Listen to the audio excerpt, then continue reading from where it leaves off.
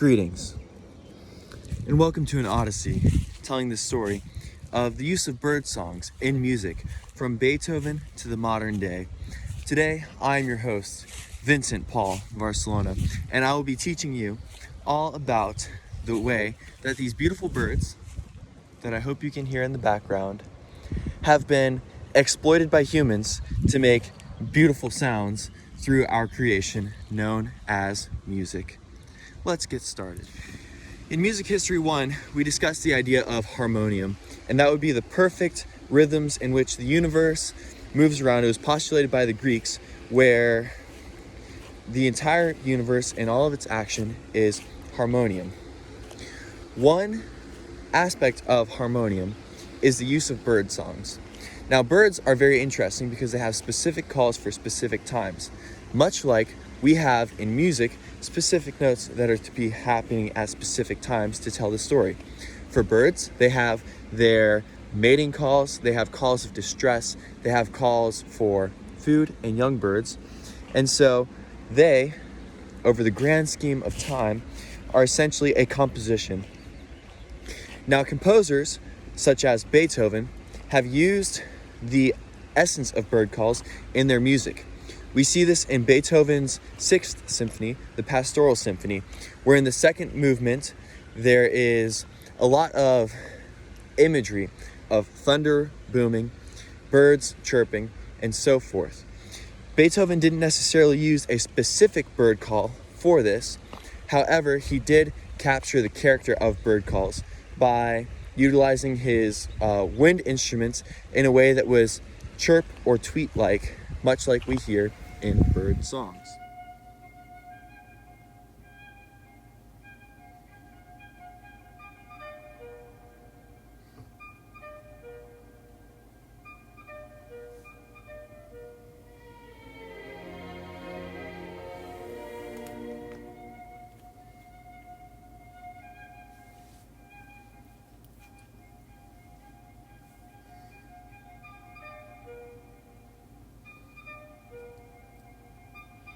Oh, here we have the Canadian goose,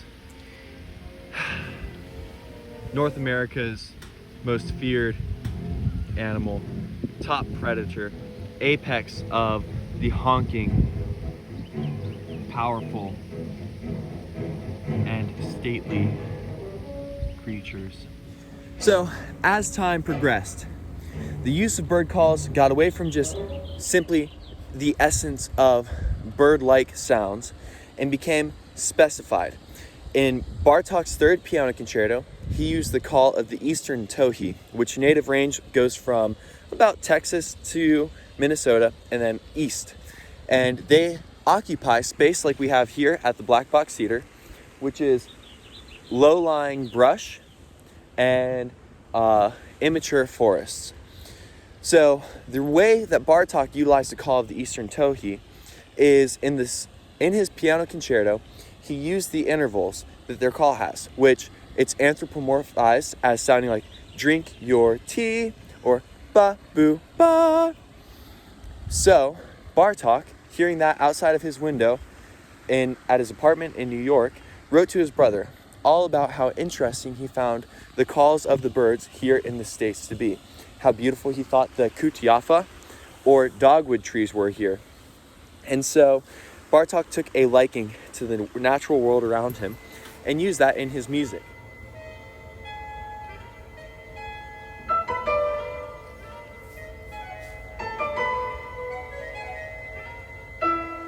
Much later on, in the 21st century, there is a jazz composer named Chris Potter, who wrote a funk project called the Chris Potter Underground, in which he has a tune called Tweet that utilizes the Eastern Towhee song as portrayed by Bartók in a way that turns it into a jazz head. So let's check that out.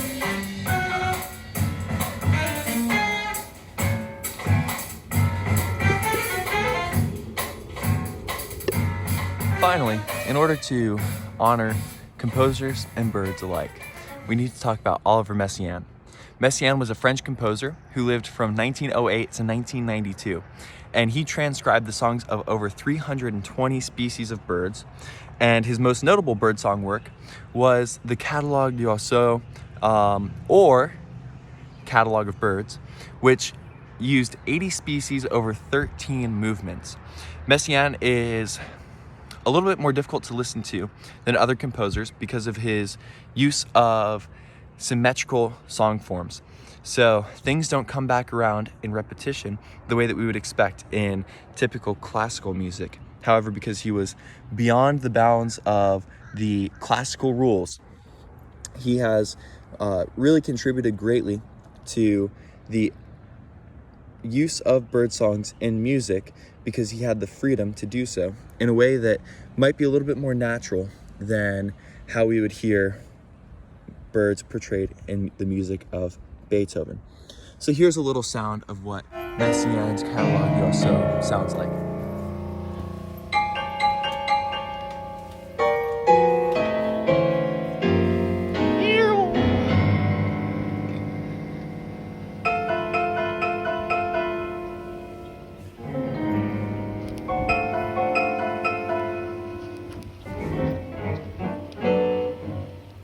Finally, birds have been utilized in a modern context through electronic music. We learned about in-class composers like Varese, who are using electronics in order to create new compositions during the 20th century.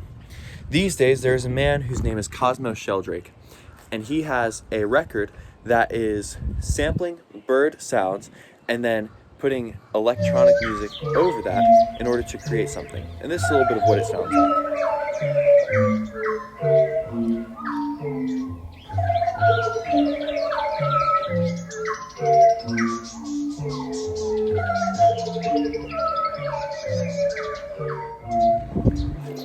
In closing, while the catalog of bird songs in music is already quite extensive, there are 1,267 species of birds in the United States, and worldwide there's about 10,000 species of birds.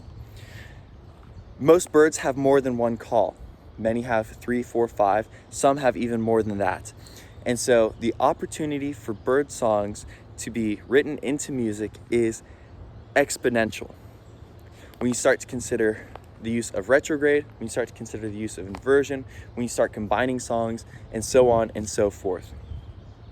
So when it comes to bird songs, I would say that for composers, the nest is yet to come. I've linked to a video that is just extracurricular. It's about 1 minute long, and it comes from my favorite podcast, the Bird Note Daily. And it is a artistic imagination of what Claude Debussy's Clair de Lune would sound like, as if it were sung by the mysterious and haunting loon.